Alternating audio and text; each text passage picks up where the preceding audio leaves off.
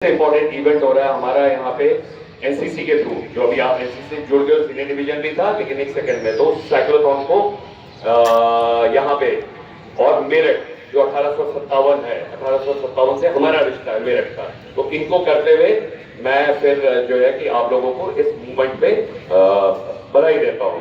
तो सबसे पहले बेटो सारे इधर शेरों मेरठ के एसडी के शेरों ठीक हो? अरे एसडी के शेरों ठीक हो?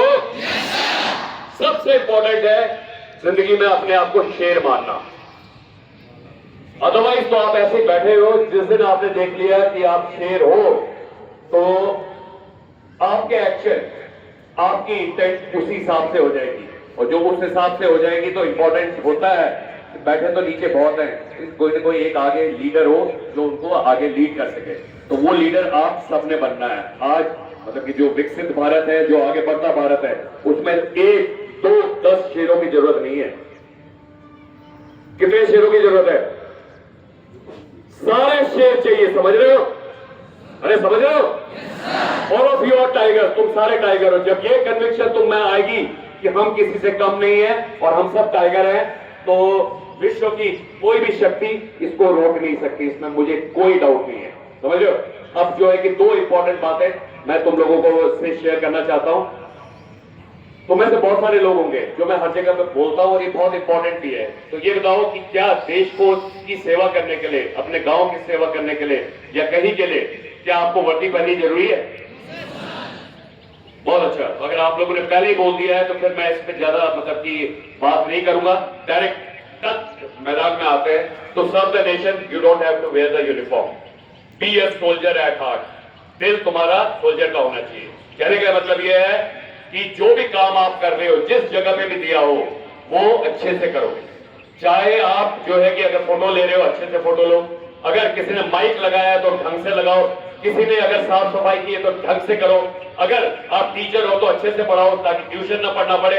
अगर आप इंजीनियर हो, अच्छी बिल्डिंग बनाओ। अगर आप डॉक्टर हो तो ऐसा नहीं कि कोई गया सरदर्द है तो डायरेक्ट उसको एनासिन एस्पिरिन दो। चेक तो कर लो यार, चश्मा पहनने वाले की वजह से तो नहीं सरदर्द है। समझ में आ रहा है? अगर आप पोस्टमैन हो, टाइम पे पहुंचाओ। अगर आप बैंक में हो तो ठीक से पासबुक दो। कहने का ये मतलब है be a soldier at whichever place you are. जहां पे भी तुम हो वहां पे सोल्जर बनो। और ऐसा जब करोगे तो ये जो है कि अपने आसपास और तुम्हारे हर जगह तुमको जो है कि सोल्जर दिखेंगे तो we have no doubt India will be progressing. बनोगे सोल्जर? बनोगे सोल्जर? अरे बनोगे सोल्जर? उस साइड वाले पीछे ये लास्ट कोना, बनोगे सोल्जर? सिर्फ वही वाला कोना, बनोगे सोल्जर? बनोगे soldier? Good, okay. Second important जो मेन होता है और सबसे जो क्रक्स होता है वो ये होता है कि अगर जैसे सनातन धर्म के तुम सारे हो, मान लो यहां बैठे हो,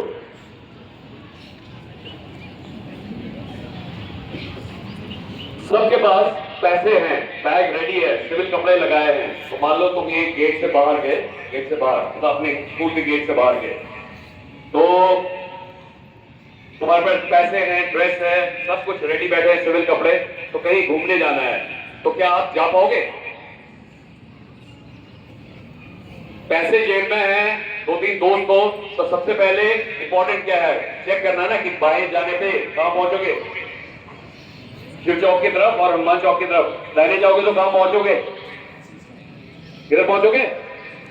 आगे की तरफ, या बोला कि दिल्ली की तरफ, या मान लो कि बोला कि घंटाघर की तरफ, वही पहुंचोगे ना, दाहिने बाएं।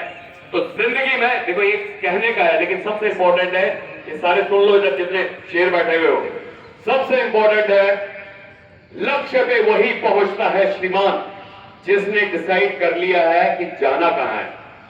पैसे हैं, कपड़े हैं, दोस्त हैं, स्कूल से बाहर गए तो पता ही नहीं है तुम्हें कि बाएं किस तरफ जाना, किधर है, कि मुझे हरिद्वार की तरफ जाना है, देहरादून, या दाहिनी तरफ दिल्ली की तरफ।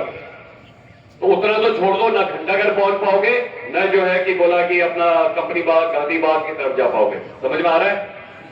इसलिए सबसे इंपॉर्टेंट है जिंदगी में यही डिसाइड करना हर आदमी को, और जो जितना छोटी क्लास में है उतना जल्दी कि आपने करना क्या है।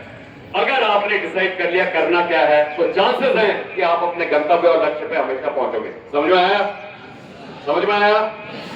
तो बिना डेस्टिनेशन के गाड़ी पे बैठने की कोशिश नहीं करनी है, क्योंकि बाहर गए डेस्टिनेशन कुछ नहीं है, दाहिनी तरफ से एक गाड़ी काले रंग की आ रही है, किया गाड़ी, उस पर म्यूजिक लगा हुआ है, उस तरफ चल पड़े, क्योंकि चलने के बाद आपको पता चलेगा कि आप तो गलत जगह पे निकल पड़े हो। गलत जगह जाओगे तो उतना ही दूर जो है वापस आना पड़ेगा। समझ में आया कि नहीं आया? समझ में आया? समझ में आया? समझ में आया? समझ में आया? सही। Okay sir, amazing amazing amazing. अब वापस आते हैं कि जो आपने शौर्य दिवस जो मनाया अभी आपने, तो अभी विजय दिवस जो ये था, ये हमारा था, छोटी मोटी चीज नहीं है। आप लोगों के घर में अगर किसी का डेथ हो जाती है तो दिन भी मनाते हो, दिन भी मनाते हैं ना, नहीं वो एक इवेंट है हिंदू धर्म में। तो वही चीज था कि 1971, काफी लोगों को पता नहीं है तो यहाँ पे देख लो, उधर चेक करो, देखो कि 1971 वो टाइम था जिस टाइम पे तुम्हारी सेना ने और तुम्हारे अंदर के सोल्जर ने, जो पाकिस्तान है ना, जो कभी अभिनंदन, एक विंग कमांडर अभिनंदन था मूछ वाला, याद है? उसको जब पकड़ लिया था उसने, तो वो हमें बोलता था ना, हाउ वाज द टी? तो उस पाकिस्तान को हमने 13 दिन समझ लो, 1 2 3 4 ऐसे करके 13 दिन में फ्लैट समझा दिया था कि श्रीमान है क्या भारतीय। कैसे?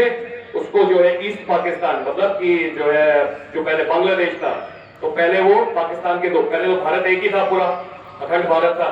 फिर जो है जब पाकिस्तान पार्टीशन हुआ तो पाकिस्तान, वेस्ट पाकिस्तान जो अभी है, ईस्ट पाकिस्तान जो अभी बांग्लादेश है, तो उधर पे जब ये हुआ तो हमने 1971 में आपकी सेना ने उनके घर के अंदर घुस के पाकिस्तान के 13 दिन में 93,000 प्रिजनर ऑफ वॉर रखे, ले लिए। समझ रहे हो? उनकी सेना ने हमारे यहाँ पे आपको समर्पण कर दिया। समर्पण करने के बाद श्रीमान एक ने नहीं किया, 93,000। तो कभी किसी पाकिस्तानी से वर्ल्ड स्टेज में मिलोगे या गूगल में या यहाँ पे, तो जो उसको जरूर बताना कि भाई जो तू मेरे को बोलता है ना हाउ वाज द टी, वो वैसी टी नहीं थी। तेरे 93,000 प्रिजनर ऑफ वॉर को हम लोगों ने इलाहाबाद, जो प्रयागराज है, वहां पे 1.5 साल तक भाई लोगों को खिलाया पिलाया, 1.5 साल बाद वापस दिया। कितनों को? एक को नहीं मारा, 93,000 including there journals and all everyone. समझ में आ रहा है? समझ में आ रहा है? तो छोटा मोटा भारत नहीं है महाराज। तो ये चीज आपको अपनी हिस्ट्री पता होनी चाहिए, तो उसी के थ्रू जब आप ये सिस्टम कर रहे हो। सेकंड पोर्शन है इस वाले में, सेकंड पोर्शन है कि हम करीब 130-40 करोड़ हैं कि नहीं है? उनमें से जैसे अभी आपके स्कूल में चल रहा है, तो सिर्फ कुछ ही लोग हैं जिनको सर्वोच्च बलिदान के लिए सर्वोच्च जो है कि मेडल मिला है, जिसको बोलते हैं परमवीर चक्र। बोलने के लिए तो परमवीर चक्र है महाराज, छोटा मोटा नहीं है, छोटा मोटा नहीं है। 135 करोड़ या 40 करोड़ तो अभी हो, इतने लोग जो है कि ऊपर जा रहे हैं और इतने लोग नए आ रहे हैं। इनमें से सिर्फ 21 में से एक एयरफोर्स के और 20 भारतीय सेना के। जो एयरफोर्स के हैं, फ्लाइंग ऑफिसर निर्मलजीत सिंह शेखों, वो जो है कि ऑपरेशन कश्मीर में उनको मिला था। उसके अलावा जो 20 आदमी मिले थे, उनमें से सिर्फ 3 है, 3 कि जो जिंदा है कि अपना मेडल लेके कि वहां पे बोला ये परमवीर चक्र। बाकी जितने थे 17 महाराज, वो मरणोपरांत मिले हैं उन्हें। मरणोपरांत मतलब कि जो है कि उन्होंने सर्वोच्च बलिदान दिया। और वो कितने साल के थे? तुम सोच के तुम्हारे रोंगटे खड़े हो जाएंगे। कोई 16 साल का था, कोई 19 साल का था, कोई जो है कि 23 साल का था, कोई 24, 25, 27। जिस उम्र में खेलना, होली खेलना, दिवाली खेलना, जो है कि कॉलेज में मटर गश्ती, उस वहां पे तुम्हारी जो है सीमा पे वो लोग ये काम कर रहे थे। और एक चीज का तुम्हें जो है कि गर्व होना चाहिए, तुम लोग हिस्ट्री पढ़ते हो, और हिस्ट्री में क्या है कि कई बार हमारे को हिस्ट्री ट्विस्टेड पढ़ाई जाती है। और अभी ये समय है कि हम जो भारतीय हैं, जब मैंने तुमको शुरू में बोला कि टाइगर बनो, तो तुमको ये पता होना चाहिए कि हम वो सपेरे नहीं है महाराज, जो हमको वेस्ट बताता था अंग्रेज, हमको सिखा के गए ना कि सपेरे तुम लोग हो। तो उन अंग्रेजों को जितने ये बोलते हैं सपेरे, सारी ऑर्गेनाइजेशन, चाहे वो गूगल हो, चाहे वो किसी और बड़ी को हो, माइक्रोसॉफ्ट, एवरीवन्स हेड हमारा इंडियन है। कहीं यहीं पे घिसा होगा किसी एक छोटी सी जगह पे, और पढ़ के मेहनत करके अपने दिमाग से वो वहां पहुंचा है, सारी जगह को लीड कर रहा है। क्योंकि हमारे यहाँ पे दिमाग है, क्योंकि हमारे यहाँ पे सभ्यता है। हमारे को रूल करने के लिए उन्होंने सिर्फ हमें बता दिया था कि तुम कुछ हो नहीं। और दूसरा तरीका उन्होंने जो किया था कि भाई बोला someone who can speak English, talk English, walk English कर दिया था। लेकिन अब वो समय नहीं है। तो इंपॉर्टेंट है कि अंग्रेजी जो है कि वो इट इज जस्ट मीडियम है। हाथ से भी आप इशारा कर सकते हो, और अगर खुश होगे बात करोगे तो उसको पता चल जाएगा ये आदमी खुश है कि गलत है। तो वैसे ही जो है कि अंग्रेजी एक मीडियम है। लेकिन अगर आपको 100, 150, 200 देशों से जुड़ना है तो अंग्रेजी को जो है पकड़ के रखोगे, पर नहीं है तो डरने की जरूरत नहीं है। अपना काम करते रहो और अपने गंतव्य पे पहुंचोगे। समझ में आया? तो जो ये मुगल थे और जो पहले थे, तुम्हें अपनी भारतीय सेना पर यह होना चाहिए कि पिछले जब से हम आजाद हुए हैं, कभी तुम्हारे पास कोई आया है दिल्ली में क्या बोला कि मेरठ तक पहुंच गया, पानीपत के कोने में पहुंच गया? आया कोई? नहीं महाराज, क्योंकि आपकी सेना ने और आपके वहां पे 1 इंच के लिए जो था उसने अपना सर कटवा दिया और तिरंगे पे वापस आ गया। या पाकिस्तानी और चाइनीज उनके सर काट दिए। उन्हीं में से एक थे मेजर शैतान से। छोटी मोटी बात नहीं है। 1962 की एक लड़ाई है जिसमें बाकी जगह तो हम बोलते हैं कि हमने ऐसा कर दिया वो कर दिया। 1962 में तुम्हारी सेना भी भागी थी महाराज। बोलते हैं ना कि 1962 में हम लोग को चाइना से हार मिली थी हार क्योंकि कुछ था कि भाई हमारे को ऑर्डर्स लेने थे। उन्हीं में से एक शेर थे मेजर शैतान सिंह, तुम्हारे बगल वाले मतलब पोर्शन में दिल्ली के आसपास में 13 घुमाओगे तो उनमें से 114 प्लस मेजर शैतान सिंह जो ये पोर्शन थे उन्होंने डिसाइड किया। जो पूरा एक सामने होता है हमारी सेना में इसी तरह के लोग होते हैं। मान लो तुम लोग तो 2 या 3 बटालियन हो गए, तो उन्हीं बटालियन में से एक छोटी कंपनी जो है 60 की, उनमें से इतने 114 लोगों को आपस में हुआ, बोला कि भाई करना क्या है? बोला सर हम छोड़ेंगे नहीं। बोला छोड़ोगे नहीं? पीछे से कुछ नहीं आ रहा, ऑर्डर पीछे है।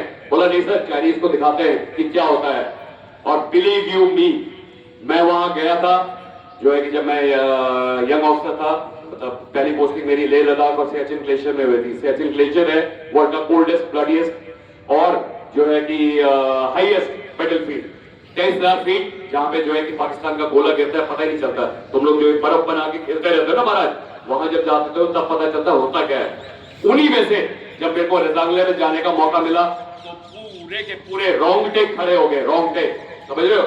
इसलिए खड़े हो गए ये देख के कि यार अभी जब मैं तो कहता 1997 में, लेकिन जब 1962 में ये युद्ध हुआ होगा कैसी परिस्थितियां होंगी, कैसे उन्होंने लड़ा होगा, कैसे होंगे वो शेर जिन्होंने डिसाइड किया चारों तरफ पहाड़ियां, -30-40 डिग्री टेम्परेचर, खाने को कुछ नहीं, खाने के लिए सिर्फ बोला चाइनीज की गोली और बम।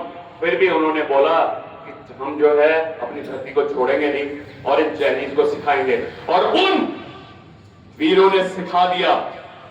और जो वहां के चाइनीज थे जब वेव्स पे वेव लड़ाई करके आगे आते रहे और वहां पे जब 1 साल बाद हम लोग गए, क्योंकि हम लोग 1 साल बाद गए तब तक तो भाग गए थे वहां से, तेजपुर तक पहुंच गए थे। जब 1 साल बाद हमारे सेना वहां गई तो देखो ये लास्ट वाले देख रहे हो, 1 साल बाद जब वापस हम गए तो उन पहाड़ियों में जो ऐसी पहाड़ी थी उसमें सारे के सारे जो सैनिक थे वो ऐसे खड़े थे। कोई एक सैनिक नहीं था जो पीठ दिखा के, समझ लो, ऊपर भाग रहा हो या वो कर रहा हो, क्योंकि बॉडी वैसी अकड़ी पड़ी थी पूरी जो थी। तो एक या तो उसने बेनट जो ये बोल रहा था कि चाकू निकाल के, चाकू नहीं होता हमारे यहाँ पे लास्ट होता है हवा के लिए, जब गोलियां खत्म हो जाए सर्वोच्च हो गए, बोला कुछ नहीं छोड़ेंगे नहीं झंडे के लिए, और वो पूरा बेनट लेके उस पे आ गए। तो उस वाले में हर एक का ऐसे ही था या कोई ऐसे था, पर कोई ऐसा नहीं था पीठ पीछे।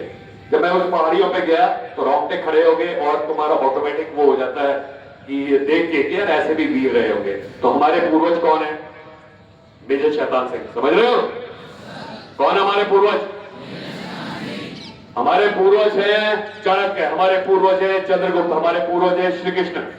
श्री कृष्ण भगवान का जो बोलते हैं तो हमें उनका एक साइड दिखाया जाता है कि माखन चोर बताते हैं श्रीमान। हमारे कृष्ण जो है वो माखन चोर भी थे, वो बांसुरी भी बजाते थे कल्चरल प्रोग्राम के, पर वही थे एक हाथ में बांसुरी और जब जरूरत पड़े तो महाराज सुदर्शन चक्र हाथ में है, टक चला देंगे। समझ रहे हो? अरे समझ रहे हो? ये छोटी मोटी बात नहीं मैं बता रहा, तुम लोगों को ये पता होना चाहिए कि आपके पास दोनों शक्ति है, डिप्लोमेसी की शक्ति भी है, बांसुरी की शक्ति भी है, मधुरता की शक्ति भी है, पर आप उसी के पूर्वज हो, मतलब जो आपके पूर्वज है या आपके जो वंशज है या जो है कि आपका लीनियज है, हम उसी सभ्यता से आते हैं कि जहां पे मतलब की भक्ति भी है, वो भी है। और उसी वाले में अगर आप देखो तो जब एक बार समुद्र में श्री राम थे और श्री राम जब जो है कि समुद्र से मांग रहे थे, तो लास्ट में जब समुद्र ने दिया नहीं सीता माता पे जाते हुए दूसरी तरफ पे, उन्होंने जब रास्ता नहीं दिया